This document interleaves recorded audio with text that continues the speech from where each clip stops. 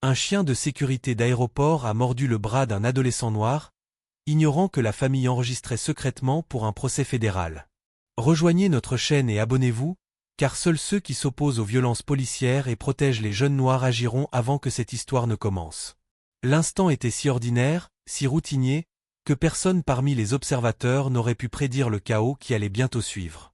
Ses doigts effleurèrent l'écran froid de sa tablette, mais avant qu'il puisse la retirer, il sentit une soudaine et étrange attention l'envahir, comme la chaleur d'une loupe invisible. Il leva les yeux nonchalamment, ignorant que l'agent Brent Huxley, posté près d'un poste de contrôle de sécurité avec son unité canine, le fixait avec une intensité troublante. Brent se tenait raide, sa posture entraînée et agressive, comme quelqu'un qui a soif de confrontation. Le chien à côté de lui, un grand berger allemand élancé nommé Kilo, était au garde-à-vous, la tête légèrement inclinée, les yeux fixés sur les mouvements de Jamir. Le terminal bourdonnait du bruit habituel d'une journée de voyage estival. Valises roulantes, annonces résonnantes, enfants bavardant, mais pour Brent, tout cela s'estompa en un bourdonnement de fond lorsqu'il se concentra sur l'adolescent. Jamir, 16 ans, grand pour son âge, vêtu d'un sweat à capuche rouge, d'un pantalon cargo et de baskets blanches impeccables, ne semblait pas dépaysé. Il avait plutôt l'air ennuyé, se balançant d'un pied sur l'autre en attendant que son père ait fini de s'enregistrer. Les manches de son sweat à capuche remontaient à mi-hauteur sur ses avant-bras et son sac à dos pendait lâchement d'une épaule. Il n'y avait aucune panique dans son regard, aucune nervosité. Mais pour Brent, c'était précisément cette confiance sereine qui éveillait les soupçons. « Il est trop détendu », murmura Brent, sa voix à peine supérieure au bourdonnement du tapis roulant derrière lui. Ses doigts se resserrèrent autour de la laisse de Kilo, ses jointures blanchissant. « Ce gamin prépare quelque chose. » « Écartez-vous pour une inspection secondaire, dit l'agent Brent Huxley d'une voix monocorde, presque mécanique, en s'approchant des Benson à quelques pas du comptoir d'enregistrement. Il n'y eut ni salutation, ni explication, seulement un ordre sévère, enveloppé d'un regard soupçonneux. Il était accompagné d'un autre agent en uniforme, plus petit, plus large, avec un tic nerveux près de la mâchoire. Lionel se retourna lentement, calmement, tenant leur carte d'embarquement et leur papier d'identité d'une main, sa serviette en cuir de l'autre. Il regarda Brent avec une patience mesurée. « Nous avons déjà été contrôlés, dit-il d'un ton calme, respectueux mais ferme. Nos papiers sont en règle. Nous avons été contrôlés au premier contrôle de sécurité. Brent Eni Silapa. C'est un contrôle aléatoire. Veuillez obéir. » Jamir jeta un coup d'œil à son père, incertain de la marche à suivre mais silencieux. Ses doigts se resserrèrent autour de la sangle de son sac à dos. Caleb, 8 ans, qui fredonnait doucement un instant plus tôt, agrippa son ours en peluche et s'approcha de son frère, sentant que quelque chose n'allait pas. Ses yeux scrutèrent les ceintures des agents et le chien qui se tenait immobile à côté de Brent. Le regard de Lionel se porta sur le deuxième agent, puis sur le chien. « Ça n'a pas l'air très aléatoire, » marmonna-t-il. Mais il hocha la tête quand même. « D'accord. On obtempérera. » Jamir se dirigea vers une table d'inspection proche, ouvrit son sac à dos et le déposa sans qu'on le lui demande. Des écouteurs. Une tablette. Un livre. Quelques encas. Rain the Inhabitual. Caleb tira sur le manteau de son père. « On a des ennuis » murmura-t-il. Lionel s'accroupit à côté de lui. Non fiston. « C'est juste une erreur. On va bientôt prendre l'avion. » Sa voix était chaude mais tendue. Son esprit s'emballait déjà, essayant de lire entre les lignes, de trouver le schéma. Il avait traité trop d'affaires pour ne pas sentir le scénario se dessiner. L'instant sembla se figer, pas de chaos, pas de cris, juste un étrange et fragile immobilité. Puis Brent changea de position. D'un mouvement à peine perceptible des doigts, il tapota sa cuisse et inclina son poignet. Les oreilles du chien tressaillirent. Kilo, le berger allemand, resta silencieux un instant, puis se mit à bouger. Avec un grognement sourd, Kilo se jeta sur lui. Avant que quiconque puisse réagir, le chien planta ses dents dans l'avant-bras gauche de Jamir. Jamir poussa un cri aigu qui transperça le terminal comme du verre brisé. Du sang gicla instantanément, noir et vif, sur le carrelage. Son sac à dos heurta le sol avec un bruit sourd tandis qu'il titubait en arrière, mais le chien tint bon. Ses mâchoires se crispèrent, refusant de lâcher prise. Les passagers à proximité haltèrent et reculèrent. Une femme laissa tomber son café. Un bambin se mit à pleurer. Des gens sortirent leur téléphone. Certains hurlèrent. D'autres se figèrent. Mais personne ne bougea assez vite.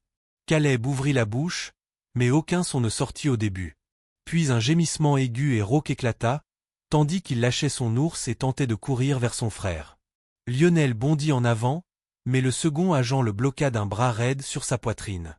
« Restez en arrière. »« Éloignez le chien de mon fils » cria Lionel, la voix troublée. Le bras craqua de fureur et d'incrédulité lorsqu'il poussa le bras de l'officier, mais l'homme tint bon. Jamir s'était effondré à genoux. Du sang ruisselait sur son bras, formant une flaque sur le carrelage sous lui. Ses lèvres tremblaient tandis qu'il tentait de respirer malgré la douleur, le visage pâle et trempé de sueur. « Ça fait mal » murmurait-il sans cesse. « Ça fait mal, papa. » Kilo tira de nouveau, une secousse violente qui fit hurler Jamir plus fort. Ses yeux se révulsèrent. Il agrippa le cou épais du chien, essayant de lui ouvrir la mâchoire, mais la force était trop forte. Brent ne bougea pas. Il resta les bras croisés à observer. Les passagers commencèrent à crier. « Faites quelque chose » hurla un homme. « Appelez la sécurité » ajouta un autre. Un homme portant une casquette de baseball chercha son téléphone. « Ce n'est pas légal. » 30 secondes passèrent, plus longtemps qu'un instant, plus longtemps qu'une urgence. C'était délibéré. Glaquant. Méthodique. Finalement, Brent prononça un seul mot sec. « Libéré ». Kilo obéit aussitôt, reculant, le museau en sang, la queue dressée comme s'il venait de terminer un exercice. Jamir s'effondra en avant, serrant son bras déchiré contre sa poitrine, sanglotant à bout de souffle. Le sang continuait de couler abondamment, trempant son sweat à capuche et se répandant en un arc de cercle écœurant sur le carrelage. Lionel était déjà à ses côtés, frôlant l'agent qui ne le bloquait plus. Il se laissa tomber à genoux près de son fils. « C'est bon, je te tiens. Reste avec moi. Regarde-moi, Jamir. » Caleb était recroquevillé tout près, le dos contre le mur, tremblant, tenant son ours comme un bouclier. Un cercle de passagers se forma, les yeux écarquillés et silencieux, les téléphones toujours en ligne, enregistrant chaque seconde. Aucun d'eux n'avait vu le garçon agir agressivement. Aucun n'avait perçu de menace. Tout ce qu'ils avaient vu, c'était un adolescent calme devenu la proie d'un chien en quelques secondes. Brent se tourna légèrement, ajusta sa ceinture et baissa les yeux vers le garçon ensanglanté sur le sol. « Chien détecté agression » marmonna-t-il. Jamir hurla. Le son aigu de la douleur trancha le bourdonnement constant de l'aéroport comme une lame. Du sang coulait régulièrement de son bras, dessinant des éclaboussures sombres et violentes sur le carrelage pâle sous lui. Les mâchoires de Kilo étaient serrées, son grognement bas et guttural, vibrant jusqu'aux os du garçon. L'air se remplit de halètements, du crissement des roues des valises qui s'arrêtaient et du murmure croissant de voix alarmées. Les passagers se figèrent à mi-chemin. Une femme porta la main à sa bouche. Un enfant se mit à pleurer quelque part derrière les montants. « À l'aide! À l'aide !» La voix de Lionel était forte mais maîtrisée, ses yeux rivés sur le chien collé à l'avant-bras de son fils. Caleb se tenait derrière la barrière, les yeux écarquillés et larmoyants. Il serrait son ours en peluche si fort que ses coutures commencèrent à se dilater.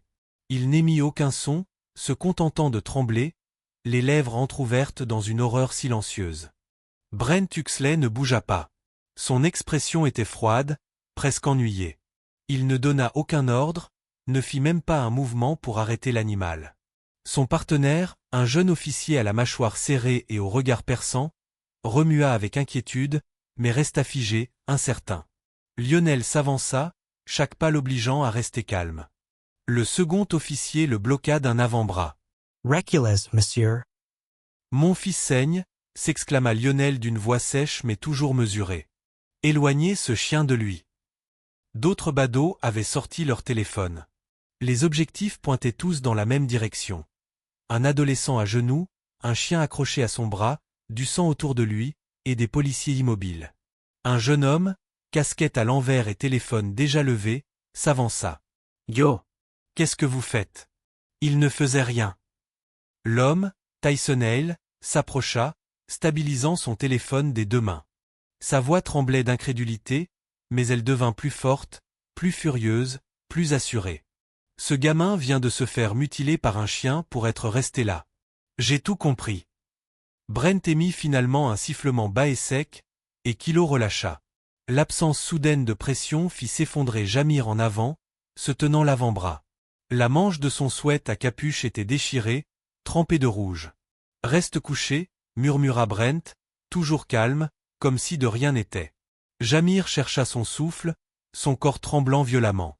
Il essaya de lever les yeux vers son père, mais ne parvint pas à lever la tête.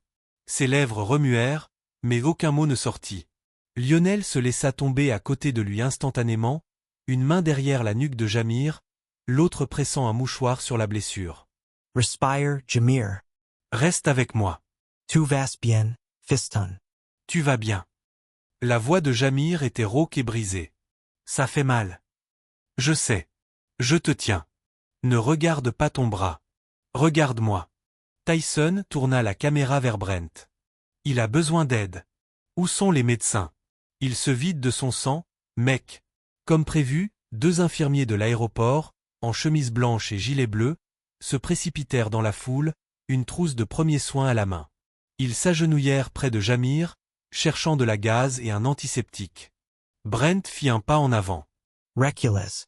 Il doit être interrogé avant toute intervention médicale. Les infirmiers se figèrent. L'un d'eux leva les yeux, visiblement déchiré. « Monsieur, il a perdu beaucoup de sang. » « Vous pourrez le penser une fois qu'on l'aura guéri, » dit Brent fermement. Tyson baissa légèrement le téléphone, la voix basse mais brûlante. « Vous venez d'agresser un mineur. » Devant la caméra. En direct. Le regard de Brent se posa sur Tyson pour la première fois. Cette seule phrase l'avait touché. Sa mâchoire se crispa, mais il ne répondit pas. Lionel se leva, lent et posé. Il n'était plus le père en deuil étendu par terre, il était désormais l'avocat chevronné, la voix calme, le regard fixe. « Je m'appelle Lionel Benson, » dit-il d'une voix forte et claire, se projetant pour que tout le monde l'entende. « Ma famille et moi sommes en route pour la commémoration militaire de mon frère. Voici mon fils. Il n'a pas de casier judiciaire, pas d'armes, pas d'antécédents de menaces. Et vous laissez votre chien l'attaquer sans provocation. » L'espace d'un instant, le terminal régna un silence de mort. Seule la respiration saccadée de Jamir et le bruit lointain des annonces de vol résonnèrent. Brent ne scia pas. Il fixa Lionel comme pour le mettre au défi d'envenimer la situation. Mais son partenaire à côté de lui se déplaça, les yeux baissés vers le sol. Lionel se tourna vers Tyson et hocha la tête. « Cette vidéo, » dit-il doucement mais résolument, « pourrait être le début de quelque chose de plus grand. » Jamir grimaça lorsque l'infirmière resserra le dernier bandage autour de son bras. L'odeur âcre de l'antiseptique flottait dans la pièce, se mêlant au froid stérile des urgences.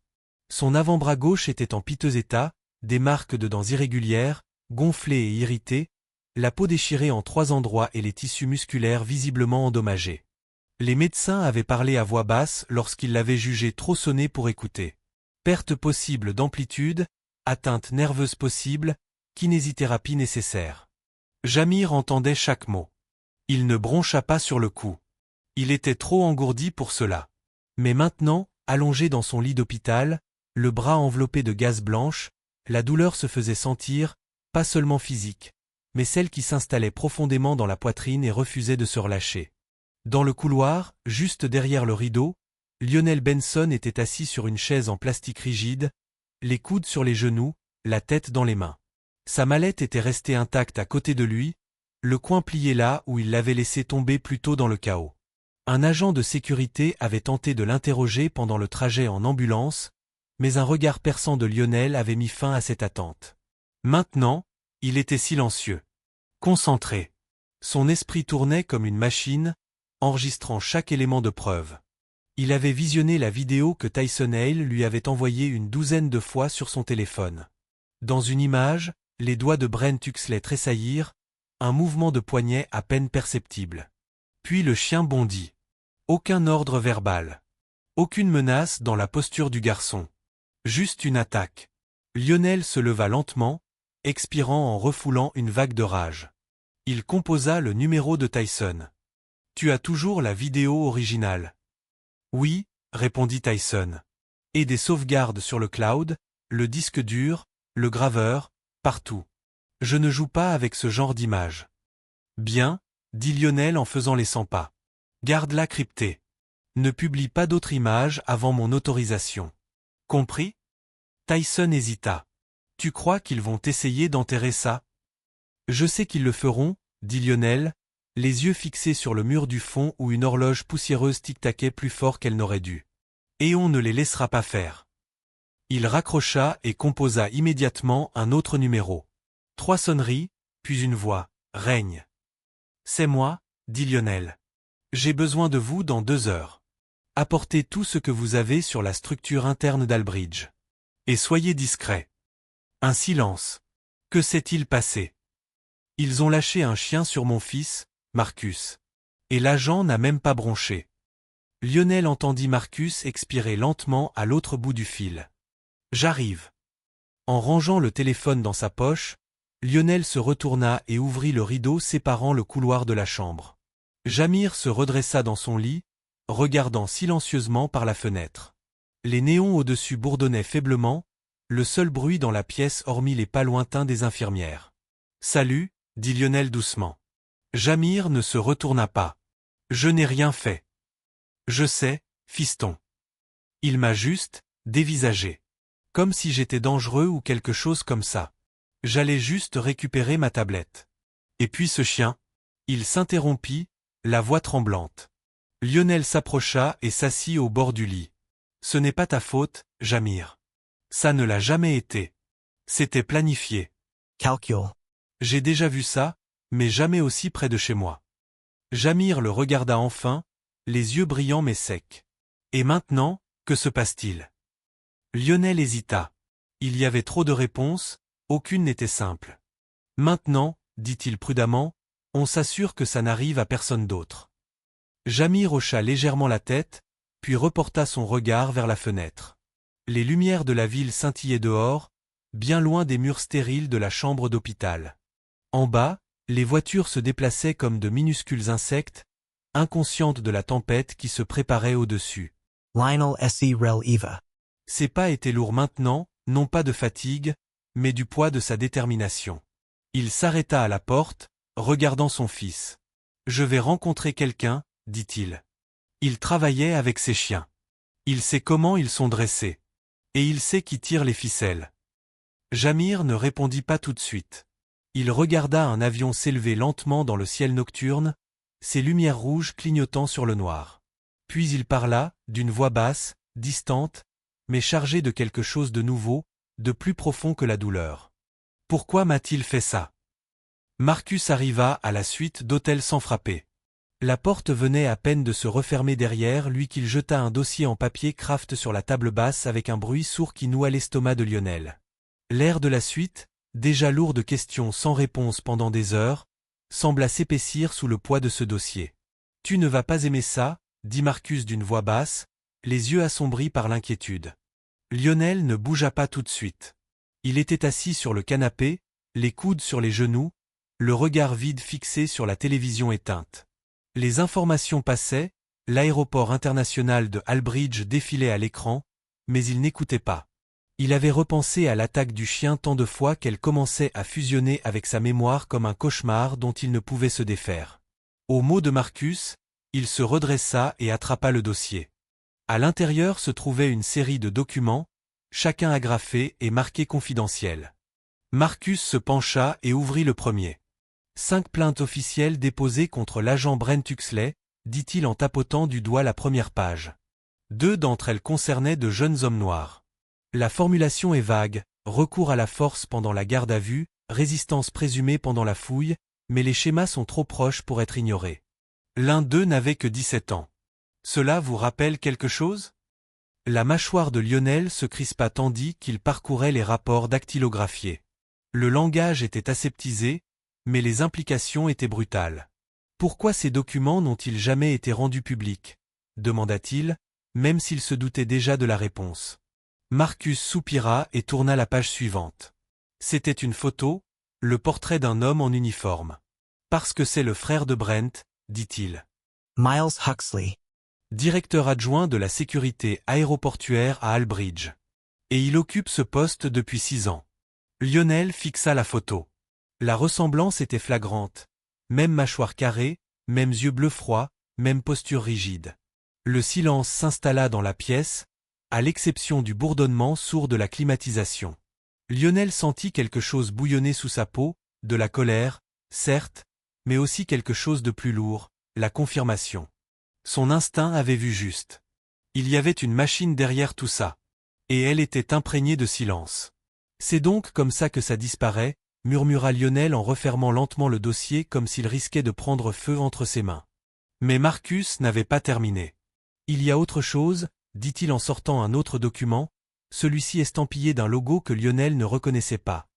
2 triangles argentés entrelacés formant la lettre S. Silver Cross Systems.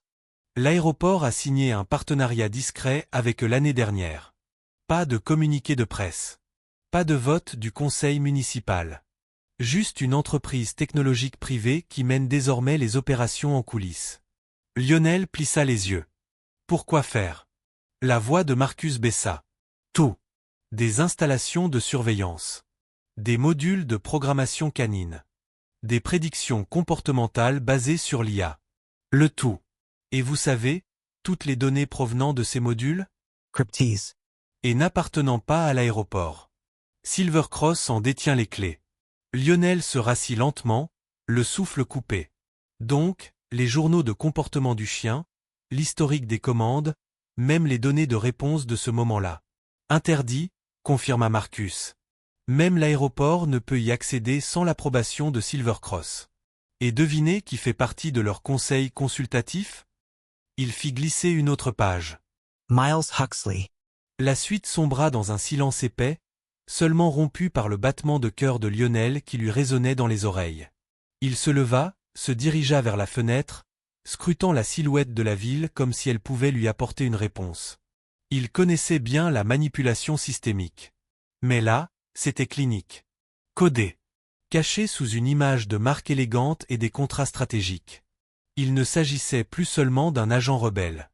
C'était un canal de pouvoir incontrôlé, conçu pour réduire au silence et réprimer, et Jamir en était la dernière victime. Lionel se retourna lentement, la voix calme mais teintée de détermination. Alors ils ont enterré ça derrière le népotisme, la privatisation et des murs cryptés. Marcus hocha la tête. C'est plus grave qu'on ne le pensait. Lionel recula vers la table, reprit le dossier, fixant les visages, les signatures, la violence masquée écrite en termes bureaucratiques. Alors on ne combat pas que Brent. On les combat tous. Marcus croisa les bras. Tu es sûr? Une fois qu'on aura poursuivi Silver Cross, ce ne sera plus une simple affaire de blessure. Ce sera une affaire fédérale. Peut-être même criminelle. Je ne cherche pas la simplicité, dit Lionel en posant le dossier d'un ton définitif.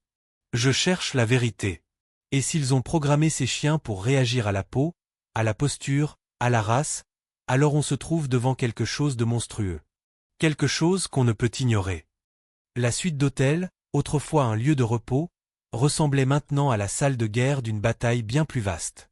Dehors, la circulation était normale. La vie continuait. Mais à l'intérieur, 2 hommes étaient au bord de la tempête. Et pour la première fois depuis que Jamir avait crié dans ce terminal d'aéroport, Lionel sentit un objectif plus grand que la justice. C'était la dénonciation. La justice. Il regarda Marcus, le regard fixe. Alors on s'en prendra aussi à l'entreprise. On fera en sorte qu'elle ne cache plus jamais une blessure comme celle-ci. Ce n'était pas seulement une attaque de chien, c'était un système qui s'en prenait à la mauvaise famille. J'avais 17 ans quand c'est arrivé, dit Damon, la voix posée mais imprégnée d'une rage que Lionel reconnaissait, malgré une rage contenue. Ils étaient assis dans un box d'angle d'un restaurant délabré, près de la Rocade 84. Les plafonniers bourdonnaient faiblement, projetant une teinte jaune sur les sièges en cuir rouge et la table en formica. Une serveuse leur avait servi du café, puis les avait laissés seuls, sentant que le ton de la réunion était loin d'être décontracté. Une odeur de friture flottait dans l'air, mais aucun d'eux ne toucha au menu. En face de Lionel et Marcus était assis Damon Fields, maintenant âgé de 23 ans, mince et silencieux, les manches de son sweat à capuche relevée révélant une longue cicatrice irrégulière sur son avant-bras. Ce fut la première chose que Lionel remarqua lorsqu'ils s'assirent. Même aéroport, poursuivit Damon. Même agent.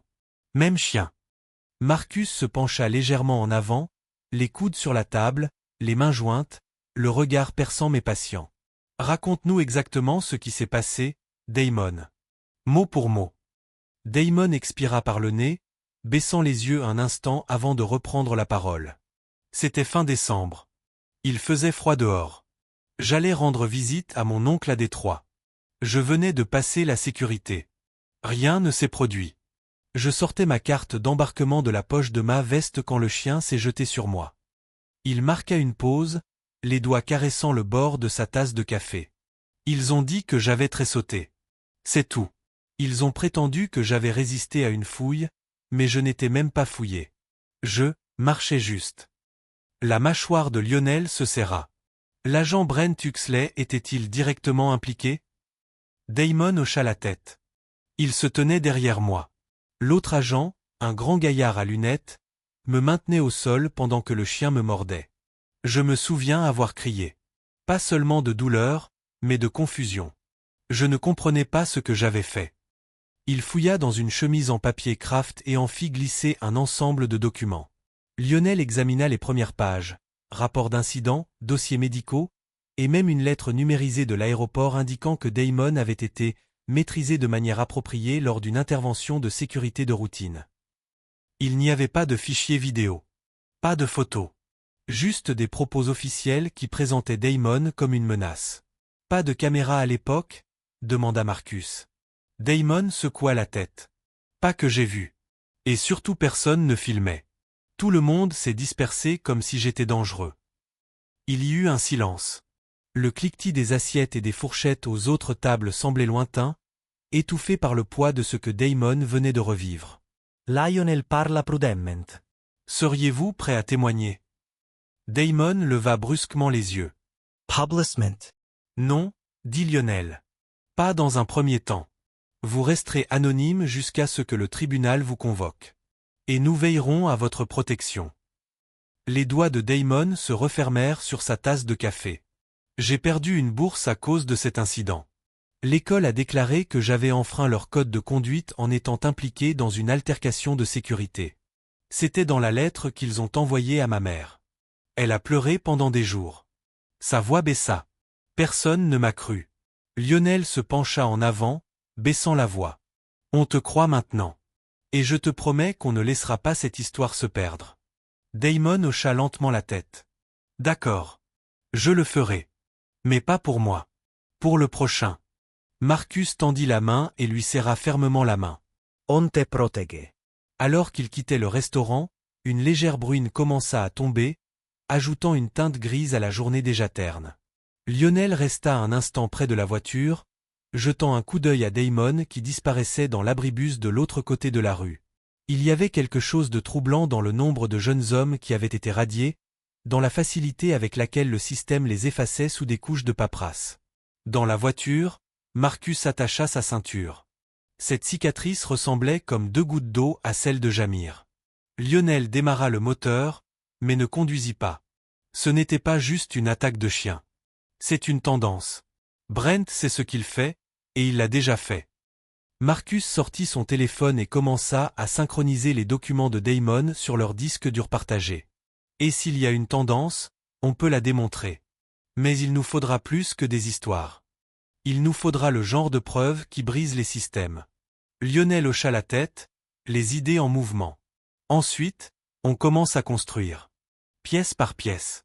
De retour à l'hôtel, Jamir était assis au bord de son lit, le bras encore bandé, raide de douleur. Une douce lumière d'après-midi filtrait à travers les rideaux, projetant des ombres sur la pièce. Caleb était allongé par terre, non loin de là, coloriant un cahier au large gribouillis en boucle. Jamir tenait un petit carnet ouvert sur ses genoux, son crayon tapotant la page. Il commença à écrire, pas en phrases complètes au début, mais par éclairs de souvenirs.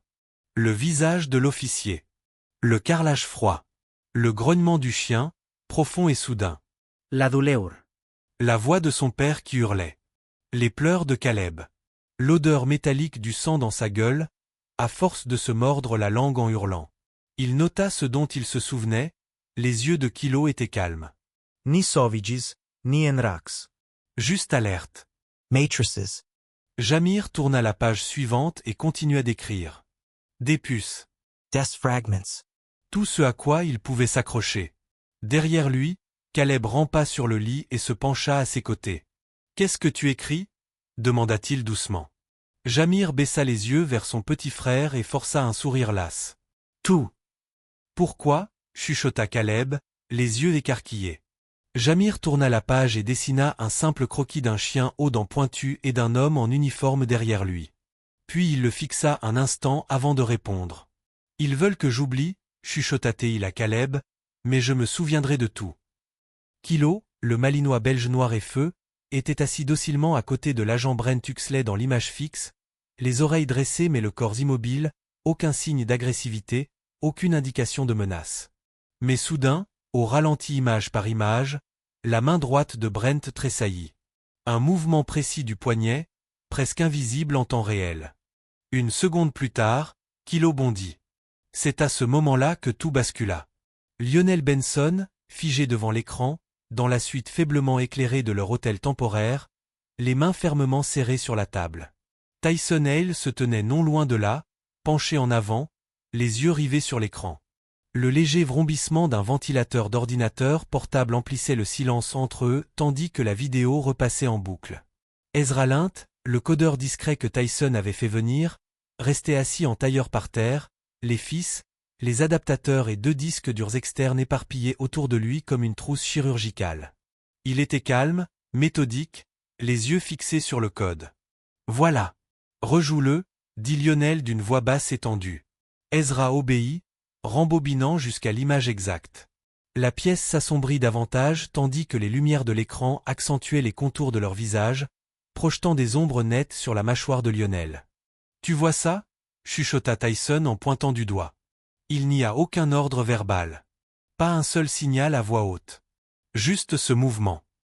Lionel se pencha et appuya sur pause juste au moment où Brent agitait le poignet. Il n'a pas hésité, dit-il presque pour lui-même. Ce chien n'a pas simplement réagi. Il attendait quelque chose. Et il savait exactement quand frapper. Tyson recula, se frottant le visage. Vous dites que ce n'était pas un réflexe ? Vous pensez que c'était planifié ? Lionel se leva, le regard intense. Je dis qu'il a fait croire à un accident. Mais ça, il désigna l'écran, c'était un déclencheur. Et le chien a réagi comme s'il avait été dressé pour des moments comme celui-ci. Ezra leva les yeux de sa place sur le tapis, d'une voix douce mais claire. Ce n'est pas tout. Il appuya sur quelques touches, faisant apparaître une seconde fenêtre, les métadonnées extraites d'une des caméras publiques de l'aéroport. La vidéo originale que vous avez envoyée était bonne, expliqua-t-il. Mais l'horodatage ne montre aucun pic audio. J'ai effectué un balayage de fréquences. Pas de commande vocale, pas de ping ultrasonique, pas d'appareil externe. Cela signifie que Kilo a réagi à un geste seul. Lestamac de Lionel S. Serra.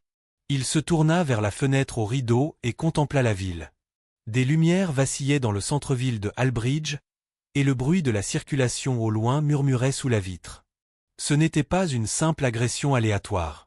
C'était un entraînement, silencieux, coordonné et froidement efficace. Il se retourna, les yeux plissés. Alors cet entraînement n'était pas accidentel. Tyson Louis Lanka on regard severe. Tu veux dire que le maître chien et le chien étaient préparés pour ce genre de choses. Tu ne parles plus d'un seul flic malhonnête. Lionel hoka la tête. Si ce chien réagit au mouvement du poignet, c'est que quelqu'un a élaboré un protocole autour de lui. Un système d'attaque non verbale. Ce qui soulève une question, pourquoi le cacher ? Pourquoi l'utiliser de manière aussi sélective ? Ezra se tortilla sur le sol, mal à l'aise. Parce que ce n'est pas réglementaire. Pas dans ce contexte.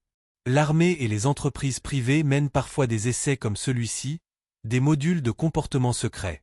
Mais si les forces de l'ordre utilisaient cela dans des lieux publics, sans surveillance, elles enfreignaient de nombreuses lois. La mâchoire de Lionel se serra. Les implications étaient profondes. Il ne s'agissait pas seulement de Jamir. Il s'agissait de tous ceux qui lui ressemblaient, marchaient comme lui, s'habillaient comme lui, et qui pouvaient être ciblés d'un simple geste. Dans combien de temps pouvez-vous m'envoyer un montage impeccable de ces images, horodatées et incluant vos journaux d'analyse, demanda-t-il. Ezra commença à télécharger les fichiers tout en répondant. Donne-moi 20 minutes. Pendant que le codeur travaillait, Lionel se rassit. Il ouvrit un nouveau dossier juridique sur son ordinateur portable, ses doigts bougeant plus vite que son esprit ne pouvait suivre. Nom, citation, indice, tout défilait. Mais son attention n'était plus seulement portée sur le juridique. C'était personnel. Il n'avait pas seulement blessé son fils. Ils avaient entraîné un système à le faire encore et encore, caché dans le silence, enfoui derrière des contrats et des ordres de gestionnaire. Des pas résonnèrent tandis que Tyson faisait les 100 pas derrière lui. Vous pensez que cela suffit à prouver l'intention? Pine soy, admit Lionel. Mais cela nous donne quelque chose de plus fort que l'émotion. Cela nous donne un mobile. Et maintenant, leva-t-il les yeux, nous avons besoin de la preuve du système derrière la main. Ezra lui tendit une clé USB alors que le transfert de fichiers était terminé. Tout est prêt. Images, journaux et clés de chiffrement. Soyez prudents. Si quelqu'un surveille les actifs de Silvercross, il remarquera cette intrusion. Lionel glissa la clé dans la poche intérieure de sa veste. Alors qu'il s'en rende compte. Je veux qu'il soit nerveux. Tyson regarda Lionel, puis Ezra, puis de nouveau. Vous construisez quelque chose. Vous pensez vraiment qu'ils vont le rendre public? Lionel ne répondit pas immédiatement. Il fixa l'image figée sur l'écran, la main de Brent en plein mouvement, Kilo commençant à bouger. Puis, sans se retourner, il parla. Il a fait comme si c'était un accident, murmura Lionel. Mais c'était un déclencheur. Et le chien a réagi comme s'il avait été dressé pour des moments comme celui-ci. Tyson leva les yeux de son ordinateur portable. Et si ce dressage n'était pas accidentel? Si cet instant vous a fait bouillir le sang et vous a fait mal au cœur, ne restez pas silencieux. Abonnez-vous et devenez membre, car c'est en racontant la vérité que nous ripostons. Marcus gara sa voiture à 2 pâtés de maison du bâtiment Silvercross System, coupant les phares avant qu'ils ne s'allument sur l'enseigne métallique brillante. La zone industrielle était silencieuse à cette heure, juste après minuit. Quelques lumières de sécurité vacillantes sifflaient au-dessus de sa tête, projetant de longues ombres sur le terrain vague. Il ajusta le fil sous sa chemise et vérifia la batterie de la caméra cachée accrochée au revers de sa veste. Tout enregistrait. Ce n'était plus une simple intuition. C'était une mission. Il s'approcha de l'entrée latérale du bâtiment, veillant à ne pas attirer l'attention inutilement. Plus tôt dans la journée, il avait pris un faux rendez-vous sous le pseudonyme de Jason Adler, consultant pour une société de sécurité privée recherchant des intégrations avancées de systèmes canins. La réceptionniste, ennuyée et à moitié distraite, leva à peine les yeux lorsqu'elle lui fit signe de passer. À l'intérieur, l'air était frais et mécanique. Lignes épurées, murs blancs et moquettes sombres donnaient à l'endroit une atmosphère de start-up technologique mêlée à celle d'un laboratoire de recherche. Quelques portes closes bordaient le couloir, leurs vitres givrées pour plus d'intimité. Au bout du couloir se trouvait une salle de conférence avec le logo Silvercross gravé sur la vitre. Un homme d'une 40aine d'années attendait. Il était mince, les cheveux soigneusement peignés et un badge de l'entreprise accroché à son col. Son badge indiquait « Harper ». Il salua Marcus avec un sourire trop large pour être sincère. « Vous devez être M. Adler », dit Harper en lui tendant la main. « Merci d'être venu si tard. Nous avons des horaires flexibles pour les clients internationaux. » Marcus lui serra fermement la main, le regardant dans les yeux. « Content que vous ayez pu trouver du temps. Je recherche une personne discrète, fiable et réactive. Nous nous développons dans la sécurité des terminaux privés. Clientèle fortunée, fret sensible, ce genre de choses. » Harper hocha la tête avec enthousiasme. « Vous êtes au bon endroit. » Ils entrèrent dans la salle de conférence. Un écran plat s'alluma, montrant une élégante bande démo, des unités canines dans des laboratoires de simulation, des maîtres chiens marchant côte à côte avec des chiens bien dressés, des scènes d'exercices d'intervention rapide. À première vue, cela semblait standard. Mais Marcus savait qu'il valait mieux ne pas prendre un produit au pied de la lettre. « Qu'est-ce qui distingue votre système des autres » demanda Marcus en se penchant légèrement en avant, la voix calme mais curieuse. Harper esquissa un sourire narquois tel un magicien sur le point de révéler un tour. Notre atout, c'est le micro-entraînement comportemental. Nous avons développé un module propriétaire qui réagit aux signaux visuels spécifiques du maître-chien. Aucun son n'est nécessaire. Marcus haussa un sourcil. Vous voulez dire des gestes? Exactement, dit Harper en affichant une vidéo d'un maître-chien debout en silence. D'un simple mouvement des doigts, le chien se mit en position défensive. Aucun temps de latence. Entièrement optimisé pour les situations où la discrétion est essentielle. Le chien n'aboie pas, n'attend pas les ordres vocaux. Il agit. Instantainment. Impressionnant, répondit Marcus, masquant la tension qui lui serrait les tripes. Il demeurait immobile, mais intérieurement, chaque mot prononcé par Harper confirmait ce que Lionel et lui avait craint. Donc, théoriquement, un maître-chien pourrait simplement ajuster sa montre ou bouger légèrement son poignet. Harper afficha un sourire plus large. C'est l'idée. Certains de nos clients évoluent dans des environnements très bruyants. Les ordres verbaux peuvent se perdre. Les déclencheurs visuels? Beaucoup plus fiables. Notre algorithme entraîne les chiens à les lire avec précision. Aucune confusion possible. Marcus hocha lentement la tête, les doigts posés sur le bord de la table, où une petite LED bleue indiquait que le micro était toujours actif. Ses pensées s'emballaient déjà. Il ne s'agissait pas seulement d'une attaque de chien dans un aéroport. Il s'agissait d'une infrastructure, d'une technologie construite autour du silence, d'un déni plausible. Un maître-chien pouvait déclencher une agression sans même ouvrir la gueule. Et si on le questionnait, il pouvait prétendre qu'il s'agissait de la réaction naturelle du chien. Ces modules sont-ils personnalisables? Demanda Marcus prudemment. Dans une certaine mesure, répondit Harper. Nous pouvons calibrer la sensibilité des réactions, les seuils de langage corporel, et même associer des races spécifiques à des profils de menaces spécifiques. Marcus se pencha en arrière. Des profils de menaces? Bien sûr, répondit Harper d'un ton désinvolte. Certaines tendances préoccupantes. Le communiqué de presse est tombé comme une pierre froide dans une marmite bouillante. Sur toutes les chaînes d'information locales et sur les réseaux sociaux, la même déclaration résonnait avec un langage stérile. L'aéroport de Albridge examine actuellement un incident impliquant un jeune voyageur. L'agent Brent Huxley a été placé en congé administratif temporaire dans l'attente d'une enquête. Aucune mention de la morsure du chien. Aucune mention du sang. Aucune mention de Jamir Benson. Lionel fixait l'écran, incrédule, la conférence de presse étant diffusée en sourdine dans la chambre d'hôtel. Les mots défilaient sous un porte-parole impeccable, debout à l'estrade, le regard calme, le ton neutre, comme s'il s'agissait d'un banal retard dû aux intempéries.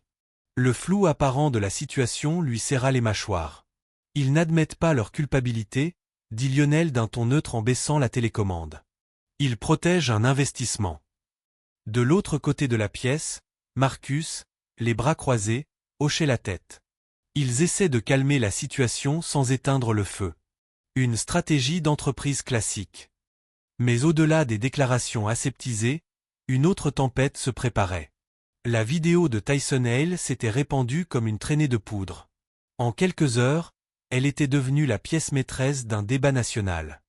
Des dizaines de journalistes indépendants, de vlogueurs et de militants avaient décortiqué chaque image, zoomant sur le cri de Jamir, le regard froid de Brent et les dents du chien enfoncées dans la chair adolescente.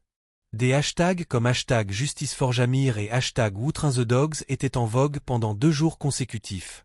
Devant l'aéroport de Albridge, un groupe croissant de manifestants brandissait des pancartes, scandait des slogans et exigeait la transparence. Dans la suite sécurisée de l'hôtel, l'esprit de Lionel s'emballait. Il était assis à un bureau, entouré de photos, de rapports d'incidents et de plans de l'aéroport. Des fils rouges reliaient des impressions sur le mur derrière lui. Pour n'importe qui d'autre, cela aurait pu paraître obsessionnel, mais pour Lionel, c'était le seul moyen de garder une longueur d'avance. Il pense que ça va passer, dit-il en se frottant les tempes. Mais ils ne comprennent pas jusqu'où nous sommes prêts à aller. Cette nuit-là, alors qu'un silence pesant s'installait sur la ville, une ombre s'insinua dans l'appartement de Tyson Hale. Il revenait tout juste d'une interview tardive avec un animateur de podcast lorsqu'il remarqua quelque chose d'étrange. Le loquet de sa porte était desserré. L'un des panneaux latéraux s'était brisé, subtilement, mais pas invisible. Tyson entra lentement, tenant son téléphone comme une lampe de poche. Son salon semblait intact. Sa cuisine, normale. Mais lorsqu'il atteignit le petit tiroir à côté de son lit, son souffle se coupa. Le tiroir était ouvert. Vide. Ses disques durs externes, disparus. Un frisson lui parcourut le dos. Ces disques contenaient des images non montées, des extractions de métadonnées, des copies d'interviews et le premier ralenti du geste de Brent. Tyson sortit de la pièce, le cœur battant la chamade. Rien d'autre ne manquait. Son ordinateur portable, toujours sur la table. Son appareil photo, intact. Ce n'était pas un cambriolage. C'était un avertissement. Le lendemain matin, Lionel reçut l'appel. « Ils sont entrés par effraction », dit Tyson. Dit-il d'une voix tremblante. « Ils n'ont rien pris à part les disques durs. Mais j'avais des sauvegardes hors site. Ils n'ont pas tout récupéré. » La main de Lionel se resserra autour du téléphone. Ça veut dire qu'on se rapproche. Trop près. En moins d'une heure, il avait de nouveau déménagé sa famille, cette fois sous un nouveau pseudonyme dans une résidence privée fournie par un contact juridique. L'endroit était calme, caché derrière une rangée de cèdres, loin du bruit de la ville. Caleb était assis sur le canapé, son ours en peluche serré contre sa poitrine, regardant un dessin animé à faible volume. « Impressionnant », répondit Marcus, masquant la tension qui lui serrait les tripes. Il demeurait immobile, mais intérieurement, chaque mot prononcé par Harper confirmait ce que Lionel et lui avaient craint. Donc, théoriquement, un maître-chien pourrait simplement ajuster sa montre ou bouger légèrement son poignet. Harper afficha un sourire plus large. C'est l'idée. Certains de nos clients évoluent dans des environnements très bruyants. Les ordres verbaux peuvent se perdre. Les déclencheurs visuels? Beaucoup plus fiables. Notre algorithme entraîne les chiens à les lire avec précision. Aucune confusion possible. Marcus hocha lentement la tête, les doigts posés sur le bord de la table, où une petite LED bleue indiquait que le micro était toujours actif. Ses pensées s'emballaient déjà. Il ne s'agissait pas seulement d'une attaque de chiens dans un aéroport. Il s'agissait d'une infrastructure, d'une technologie construite autour du silence, d'un déni plausible. Un maître-chien pouvait déclencher une agression sans même ouvrir la gueule. Et si on le questionnait, il pouvait prétendre qu'il s'agissait de la réaction naturelle du chien. Ces modules sont-ils personnalisables? Demanda Marcus prudemment. Dans une certaine mesure, répondit Harper. Nous pouvons calibrer la sensibilité des réactions, les seuils de langage corporel, et même associer des races spécifiques à des profils de menaces spécifiques. Marcus se pencha en arrière. Des profils de menaces? Bien sûr, répondit Harper d'un ton désinvolte. Certaines tendances préoccupantes. Le communiqué de presse est tombé comme une pierre froide dans une marmite bouillante. Sur toutes les chaînes d'information locales et sur les réseaux sociaux, la même déclaration résonnait avec un langage stérile. L'aéroport de Albridge examine actuellement un incident impliquant un jeune voyageur. L'agent Brent Huxley a été placé en congé administratif temporaire dans l'attente d'une enquête. Aucune mention de la morsure du chien. Aucune mention du sang. Aucune mention de Jamir Benson. Lionel fixait l'écran, incrédule, la conférence de presse étant diffusée en sourdine dans la chambre d'hôtel. Les mots défilaient sous un porte-parole impeccable, debout à l'estrade, le regard calme, le ton neutre, comme s'il s'agissait d'un banal retard dû aux intempéries.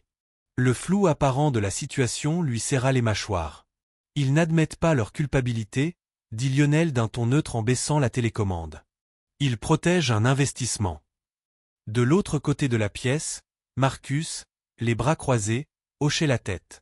Ils essaient de calmer la situation sans éteindre le feu. Une stratégie d'entreprise classique. Mais au-delà des déclarations aseptisées, une autre tempête se préparait. La vidéo de Tyson Hale s'était répandue comme une traînée de poudre. En quelques heures, elle était devenue la pièce maîtresse d'un débat national. Des dizaines de journalistes indépendants, de vlogueurs et de militants avaient décortiqué chaque image, zoomant sur le cri de Jamir, le regard froid de Brent et les dents du chien enfoncées dans la chair adolescente.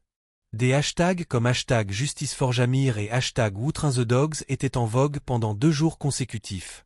Devant l'aéroport de Albridge, un groupe croissant de manifestants brandissait des pancartes, scandait des slogans et exigeait la transparence.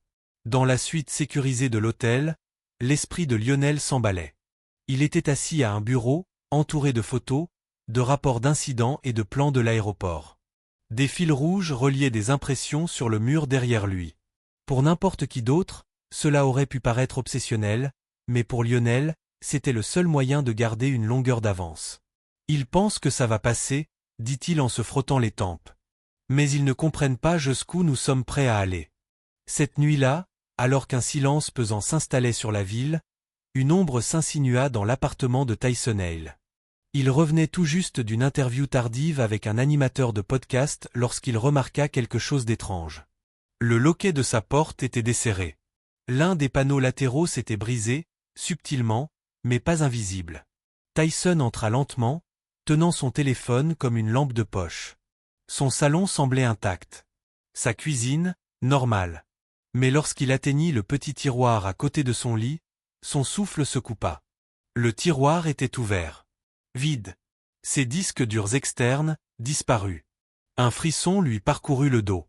Ces disques contenaient des images non montées, des extractions de métadonnées, des copies d'interviews et le premier ralenti du geste de Brent. Tyson sortit de la pièce, le cœur battant la chamade. Rien d'autre ne manquait. Son ordinateur portable, toujours sur la table. Son appareil photo, intact.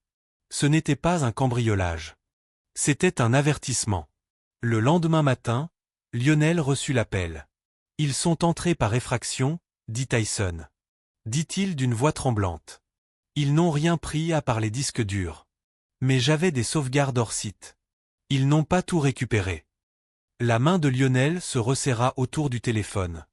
Ça veut dire qu'on se rapproche. Trop près. En moins d'une heure, il avait de nouveau déménagé sa famille, cette fois sous un nouveau pseudonyme dans une résidence privée fournie par un contact juridique. L'endroit était calme, caché derrière une rangée de cèdres, loin du bruit de la ville. Caleb était assis sur le canapé, son ours en peluche serré contre sa poitrine, regardant un dessin animé à faible volume. Lucien M. Mordu. Il marqua une pause. La salle d'audience resta suspendue à son silence. Ils ont dit que j'avais tressailli. C'est tout. Ils ont écrit que j'avais résisté. Mais ce n'était pas le cas. Et à l'époque, personne ne filmait. Il releva lentement sa manche. La cicatrice était toujours là, fine, pâle, mais reconnaissable entre mille. Un silence se répandit dans la salle comme un brouillard. Même chien, ajouta-t-il, les yeux rivés sur Brent. Même policier. Même mensonge. Une toux interrompit le silence. L'un des jurés, un homme d'âge moyen aux cheveux poivre et sel, se frotta lentement la mâchoire. La galerie resta figée. L'avocate de Brent Huxley se leva de nouveau, prête à parler, mais le juge leva la main. « C'est assez pour aujourd'hui, » dit-elle. « Nous suspendons l'audience jusqu'à demain matin. » L'audience est levée. Le marteau frappa à nouveau.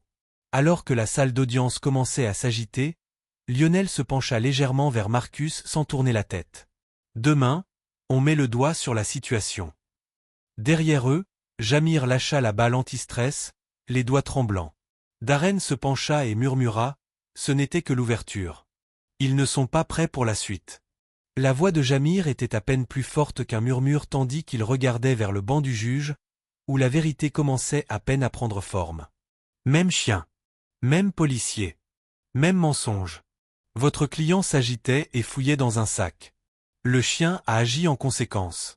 Les mots résonnèrent dans la salle d'audience, clairs et précis, tandis que l'avocat de Brent Huxley se tenait avec assurance devant le jury. La défense s'appuyait fortement sur l'instinct, la réaction et le protocole. Brent était assis à la table de l'accusé, les bras croisés, un léger sourire narquois aux lèvres. Ses yeux restaient fixés sur la table devant lui, refusant de regarder Jamir. Le jeune adolescent était assis à côté de son père, le bras toujours bandé, l'expression indéchiffrable, mais ses doigts serraient fermement le pied de sa chaise. Lionel Benson se leva lentement, ajusta sa veste et marcha calmement vers le centre de la salle d'audience. La tension était palpable, comme avant un orage d'été. Il ne se précipita pas. Il ne broncha pas. C'était le moment qu'il s'était préparé, minutieusement, méthodiquement, et il était arrivé. Parlons d'instinct, commença Lionel d'une voix douce mais posée. Parlons de réaction versus commandement. Il se tourna vers le greffier et hocha la tête. Les lumières s'éteignirent légèrement tandis qu'un écran s'illuminait derrière le banc du juge. Sur celui-ci, la vidéo au ralenti, tirée de la diffusion en direct originale de Tyson Hale, commençait à défiler. Jamir était debout près de la table d'inspection, son sac à dos posé à ses pieds. Kilo, le chien, était assis calmement à côté de Brent, immobile. La pièce était silencieuse tandis que les images avançaient, seconde par seconde. « Regardez bien », dit Lionel. Image 62. Il mit la vidéo sur pause. Un cercle rouge illumina la main droite de Brent, un léger mouvement de poignet, presque imperceptible. Ce n'était pas aléatoire. C'était un exercice. Intentional.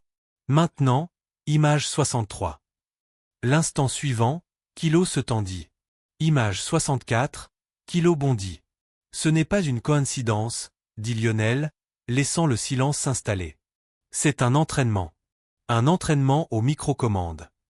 Il fit un nouveau geste, et une deuxième séquence commença à défiler, celle de Silver Cross System. C'était la séquence que Marcus avait risqué de filmer, où un représentant de l'entreprise expliquait fièrement ses modules propriétaires. Nos chiens réagissent aux micro-signaux, dit l'homme à l'écran, ignorant qu'il était enregistré. Un simple mouvement de la main suffit. Pas de son. Pas de cri. Obéissance totale à des ordres visuels discrets. À la fin de la vidéo, Lionel fit face au jury. Donc, lorsque mon client a été accusé de grouillement, ce qui s'est réellement passé, c'est qu'un animal dressé a réagi exactement comme il était programmé, intentionnellement, et non par erreur. L'avocat de Brent objecta. Speculations. Vidéo manipulée et témoignage hors contexte. Mais le juge se pencha en avant. Décision annulée. Continue as Monsieur Benson. Lionel n'hésita pas. Soyons clairs. Mon fils n'a pas provoqué ce chien. C'est l'agent qui l'a provoqué. Il retourna à la table de la défense, le pas lent, le regard fixe. Maintenant, parlons de programmation. Parlons d'intention. Marcus se leva de la tribune et s'approcha du banc. Il tenait un dossier scellé. Il le tendit à l'huissier, qui le remit au juge. Après un moment d'examen, le juge hocha la tête. Vous pouvez continuer. Lionel brandit un document d'une page.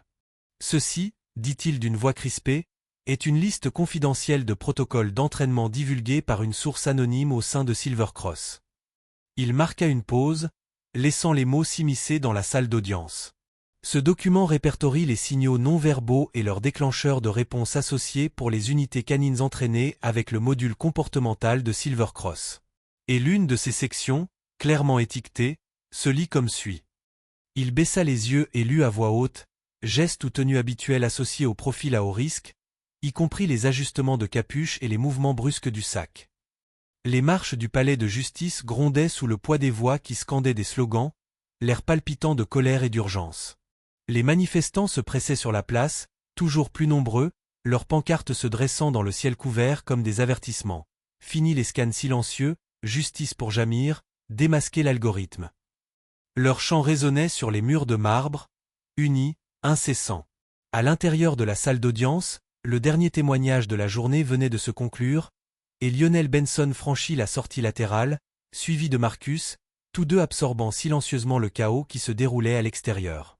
Tyson Hale se tenait de l'autre côté de la rue, son téléphone fixé sur un support, diffusant en direct devant plus de 300 000 téléspectateurs. Sa voix, ferme et passionnée, narrait l'instant. Ce à quoi nous assistons aujourd'hui est plus qu'une affaire. C'est un jugement. De retour dans leur cellule de crise temporaire, une suite improvisée dans un hôtel du centre-ville, Lionel laissa tomber sa mallette sur la table. Son esprit était un tourbillon de pensées, chaque élément de preuve se repassant comme des fragments de puzzle cherchant encore leur place. Son téléphone vibra une fois, puis une autre. Et encore. Des notifications illuminaient l'écran avec des alertes anonymes, des emails transférés et des offres d'assistance. Mais un message se démarquait. C'était un email chiffré, dont l'objet était « Il ne dirait jamais la vérité. Mais peut-être que je peux ». L'expéditeur était RC. Le pouls de Lionel s'accéléra. Il ouvrit le fichier. Au début, juste des vignettes, des pièces sombres, des chenils, ce qui ressemblait à une arène d'entraînement, mais il cliqua ensuite sur la première vidéo. Un chien, de corpulence similaire à Kilo, était attaché à une barre métallique. Un maître-chien se tenait derrière un miroir sans teint. Dans la pièce, une série d'acteurs de test entrèrent, chacun vêtu différemment. Costume, uniforme, tenue décontractée. Lucien resta calm. Puis un acteur entra, vêtu d'un sweat à capuche rouge et d'un pantalon cargo beige. Le maître-chien, derrière la vitre, fit un léger mouvement de la main. Le chien bondit. Pas une fois. Pas deux. Mais à chaque itération de ce scénario précis sur 4 vidéos de tests différentes. Un autre clip se chargea. Plus troublant celui-ci. La même pièce. Un autre chien. Le sujet de test ajusta simplement la sangle de son sac à dos. La réaction fut immédiate. Dans Découverte, bond en avant, laisse tendu à fond. Marcus se pencha par-dessus l'épaule de Lionel, les yeux plissés. Il testait ça, dit-il d'une voix neutre. Il conditionnait les chiens à associer certains profils à l'agressivité. Lionel expira lentement. Pas seulement du conditionnement. De la programación. Il mit la vidéo sur pause et ouvrit le dernier fichier. Il contenait une liste de termes de tests internes. L'un d'eux se démarquait, fidélité de réponse basée sur l'heuristique du risque sociétal. Un titre fade masquant une intention profondément intentionnelle. Nous devons vérifier qui a envoyé ça, dit Marcus, sortant déjà un appareil secondaire pour vérification. Quelques minutes plus tard, l'écran afficha un nom, Raymond Quin. Ancien technicien Silvercross. Pas de coordonnées actuelles. Dernière adresse connue signalée comme vacante. Lionel se leva, fixant l'écran. Il est entré dans la clandestinité. Mais ce fichier, c'est tout. Ils ont entraîné le système à réagir à l'origine ethnique. Aux vêtements. À la posture. Puis ils l'ont enterré. Ses doigts se crispèrent. Et on ne les laissera pas se cacher à nouveau. On frappa à la porte. Tyson entra, pâle et sérieux. Ils essaient de tout mettre sur le dos de Brent, dit-il. L'aéroport vient de publier un nouveau communiqué. Il dit que Huxley est suspendu indéfiniment. Ils réclament un audit par un tiers, mais pas de Silvercross. Ils prennent leur distance. Bien sûr qu'ils le font, marmonna Marcus. Jetez le maître-chien sous le bus, nettoyez le matériel. Tyson hésita, puis ajouta. Quelqu'un s'est introduit chez moi hier soir. Il n'a rien pris. Juste mes disques durs. Heureusement que j'avais des sauvegardes hors site, mais, il me surveille. Le regard de Lionel s'aiguisa. Ce n'est pas un cambriolage. C'est un message. Il s'approcha du mur, maintenant couvert de mes imprimés, de cartes et de captures d'écran de journaux de données. Au centre était accrochée une photo de Jamir assis dans son lit d'hôpital, le bras bandé, le visage sombre. En dessous, une note griffonnée par Jamir des semaines plus tôt. Je me souviens de tout. Un silence emplit la pièce. Le silence qui pèse lourd. Puis Lionel prit la parole. Plus de déposition. Plus d'audience. Marcus se retourna. Vous dites, fédéral. On porte ça directement devant un tribunal fédéral, dit Lionel d'une voix ferme mais brûlante de détermination. Plus d'audience. On va jusqu'au bout. Derrière eux, une voix répondit. Finison's N. Les portes du tribunal s'ouvrirent dans un gémissement, et tous les regards se tournèrent vers l'allée centrale. Lionel Benson entra, le dos droit et posé, vêtu d'un costume gris anthracite à la hauteur de l'instant. Il ne portait qu'un seul dossier en cuir, usé sur les bords, et derrière lui, Jamir le suivait, plus grand maintenant, un peu plus sur ses gardes à ses yeux, bien que son bras gauche soit resté enroulé juste sous la manche de sa veste. Les cicatrices étaient encore douloureuses en hiver. Les cauchemars s'étaient atténués, mais pas disparus. La salle d'audience fédérale était austère et vaste. Chaque banc était occupé. Des caméramens flanquaient le mur du fond, leurs objectifs braqués comme des fusils sur la scène. Des observateurs des droits civiques étaient assis, raides, au premier rang, leurs badges discrètement exposés. Parmi eux se trouvaient 2 législateurs, l'un du Massachusetts, l'autre de l'Oregon, qui avaient discrètement demandé à s'asseoir. Lionel les remarqua, mais ne dit rien. Il avait une tâche aujourd'hui. À la table de l'accusation, Marcus Règne se pencha sur une pile de dossiers tandis que Darren Knox, l'assistant juridique, prenait des notes sur une tablette avec une précision impeccable. Leur préparation s'était prolongée jusqu'à la nuit précédente. À côté d'eux était assis Raymond Quint, le visage pâle, la cravate trop serrée, mais présent et respirant. Un marshal américain hocha la tête depuis l'embrasure de la porte. La protection de Quint avait été non négociable. De l'autre côté de la salle, Silver Cross était arrivé en force. 5 hommes en costume et 2 femmes, tous avocats, étaient regroupés autour d'une table en acajou poli. Les tablettes brillaient. Les bloc-notes s'ouvrirent avec un bruit sec. Leur avocat principal, Dominic Shaw, ajusta ses lunettes à monture dorée et se pencha vers son micro avec une assurance née de trop nombreuses victoires. Il jeta un coup d'œil à Lionel et esquissa un sourire narquois. « Votre honneur » commença Shaw une fois l'audience ouverte, « ce procès ne doit pas devenir un référendum sur l'innovation. Notre client est un leader en matière d'efficacité de la sécurité, et ce tribunal n'est pas le lieu pour sanctionner le progrès. » Lionel se leva lentement. « Votre honneur, dit-il sans élever la voix, nous ne sommes pas contre le progrès.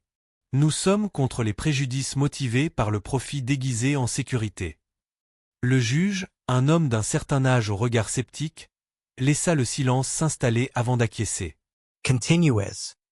Les 3 heures suivantes se déroulèrent comme une performance chorégraphiée avec précision. Raymond Quint prit la parole en premier. Sa voix trembla d'abord, mais se stabilisa tandis que Lionel le guidait dans son témoignage.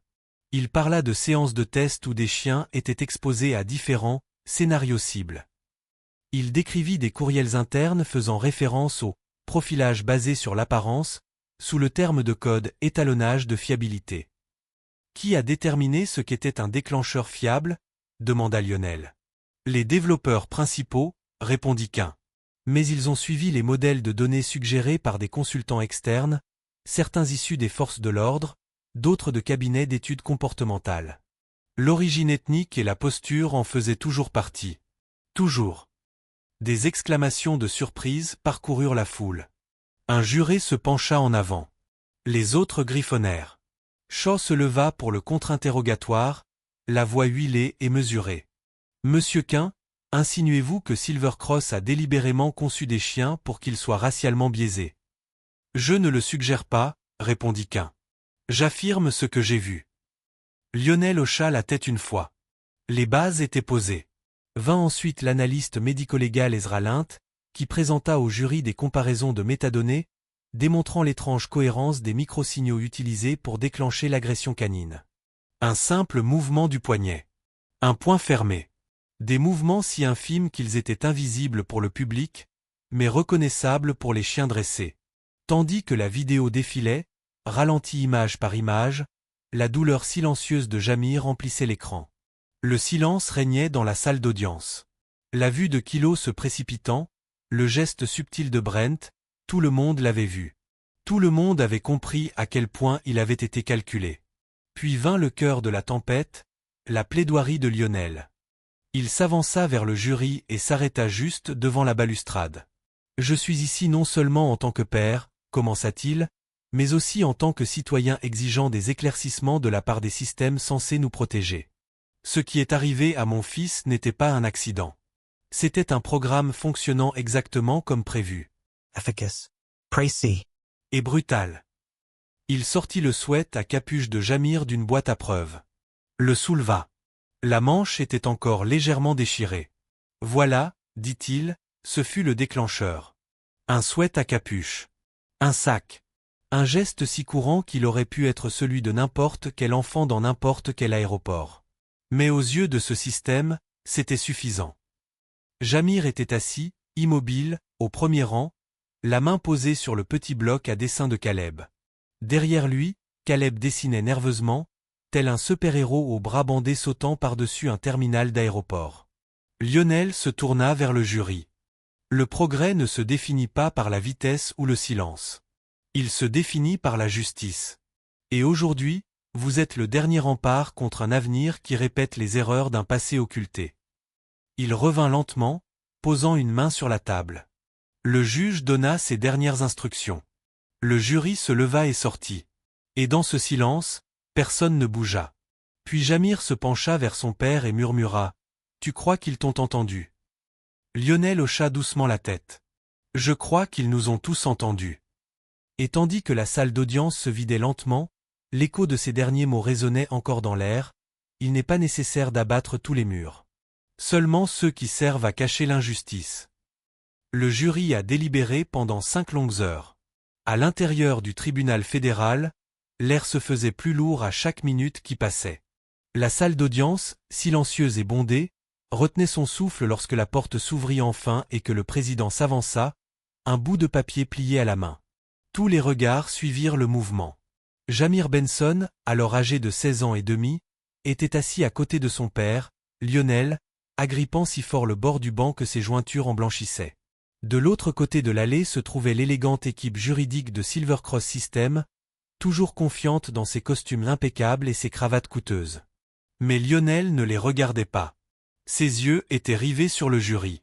Le juge déplia le verdict, le parcourut, puis leva les yeux. « Nous, le jury, déclarons l'accusé, Silver Cross System, coupable de mise en danger imprudente, de ciblage racial par le biais de systèmes propriétaires et d'obstruction à la preuve. » Un silence suivit, puis un murmure collectif parcourut la galerie. L'appareil photo de Tyson Hale, caché sur ses genoux, tremblait légèrement tandis qu'il peinait à le maintenir immobile. Les journalistes se penchèrent en avant. Les avocats de Silver Cross demandèrent immédiatement une suspension d'audience, mais le juge secoua fermement la tête. Des dommages et intérêts, poursuivit-il, sont accordés à hauteur de 8 millions de dollars, à distribuer non seulement à la famille Benson, mais aussi aux familles des autres victimes identifiées au cours de cette enquête. La salle d'audience explosa, certains haletants, d'autres silencieusement soulagés. Les épaules de Jamir s'affaissèrent comme s'il avait soutenu le ciel et pouvait enfin le laisser retomber. Lionel se pencha et posa une main sur le dos de son fils, le soutenant. Il murmura « On l'a fait » d'une voix basse et posée, mais ses yeux pétillaient d'émotion. De l'autre côté de la salle, les avocats de Silver Cross restèrent stupéfaits. Leur avocat principal fixait le sol, immobile, comme si le poids du verdict venait de peser sur sa poitrine. Ils avaient perdu. Et pas seulement l'affaire, Silver Cross avait perdu le public, sa réputation et probablement son avenir. Brent Huxley était introuvable. Il avait discrètement démissionné 2 semaines plus tôt et disparu de la circulation, son nom figurant sur la liste noire de presque tous les sites d'emploi des forces de l'ordre de la région. Mais Lionel savait que ce n'était pas fini. Pas vraiment. Les systèmes ne se sont pas démantelés du jour au lendemain. Ils ont été reprogrammés. Ils ont changé d'image. Mais ce verdict a enfoncé un coin de glace au cœur du secret. En quelques jours, l'aéroport international de Albridge a annoncé la rupture de tous ses contrats avec Silver Cross et le lancement d'un programme interne de diversité et de surveillance. Plus important encore, le gouvernement fédéral a réagi. Un nouveau comité de surveillance canine a été officiellement créé, exigeant la transparence et l'accès du public à tous les programmes de sécurité visant à modifier le comportement. Mais pour Jamir, le véritable changement est intervenu quelques semaines plus tard, derrière une estrade lors de la conférence sur la justice et le leadership des jeunes à Newcrest City. Les lumières de l'auditorium ont baigné la salle d'un or doux, et toutes les places étaient occupées. Étudiants, enseignants, vétérans, militants, tous étaient venus écouter le témoignage de ce garçon qui n'avait pas bronché face à l'injustice. Jamir se tenait droit, la manche de sa chemise légèrement retroussée pour dissimuler l'épaisse cicatrice qui se recourbait en dessous. Il tenait à la main le carnet dans lequel il avait écrit depuis son lit d'hôpital, celui qu'il refusait de laisser quiconque toucher. « Ils m'ont dit de me taire », dit-il d'une voix ferme et claire. « Ils espéraient que je passerais à autre chose. Que je laisserais tout cela s'effacer. » Il brandit le carnet, usé au bord, plein d'encre et de souvenirs. Mais je me souvenais de tout. Et je l'ai dit au monde entier. Le public se leva pour une ovation debout. Les flashs des appareils photo s'allumèrent. Les journalistes griffonnèrent des notes. Mais Jamir ne chercha pas l'attention, son regard se porta sur Caleb, assis au premier rang à côté de Lionel et Marcus. Le garçon, un peu plus grand, souriait fièrement, serrant quelque chose dans ses bras. Tyson Hale, désormais journaliste certifié et défenseur des droits numériques, enregistrait chaque seconde. Sa chaîne était devenue un pôle national de justice citoyenne, avec des millions de téléspectateurs chaque semaine. La vidéo du discours de Jamir a été publiée avant le coucher du soleil ce même jour, et à minuit, elle avait déjà dépassé les 10 millions de vues. Quelques semaines plus tard, Lionel et Marcus ont lancé une association à but non lucratif, le protocole Caleb, dédié à la protection des jeunes contre les technologies de sécurité non contrôlées. L'association est devenue un modèle pour les familles cherchant à comprendre et à remettre en question les programmes de surveillance dont elles ignoraient l'existence. Leur mission était claire: transparence, responsabilité et éducation. Et le nom de Caleb était au cœur de tout cela. Pour Caleb lui-même, tout a pris forme lors de son projet scolaire. Il se tenait devant sa classe, un grand panneau à la main. Sa voix tremblait au début, mais il a persévéré. Mon projet s'appelle « Le jour où mon frère est devenu un héros », il a retourné le panneau. Sur le dessin, Jamir se tenait debout, la tête haute, au milieu d'un couloir d'aéroport, vêtu d'une cape rouge vif qui flottait derrière lui comme une bannière au vent. Autour de lui, des lampes de poche, des caméras de sécurité, des chiens qui aboyaient, mais Jamir restait impassible, le regard fixé vers l'avant, le bras bandé, un carnet à la main. Caleb marqua une pause, puis leva les yeux vers ses camarades. Sa voix était ferme, fière cette fois. Et au-dessus de la cape, en grosses lettres rouges, il a écrit « Il n'a pas pleuré. Il s'est battu. La justice arrive et la vérité est entendue. Si vous défendez la protection, la dignité et la responsabilité, abonnez-vous et rejoignez la chaîne. Ensemble, nous nous élèverons. » Avertissement: l'histoire que vous venez de regarder est une fiction créée pour mettre en lumière les problèmes d'usage excessif de la force et la lutte pour la justice. Son objectif est de sensibiliser, de promouvoir l'empathie et d'encourager des discussions constructives sur la responsabilité et l'égalité dans les pratiques de sécurité.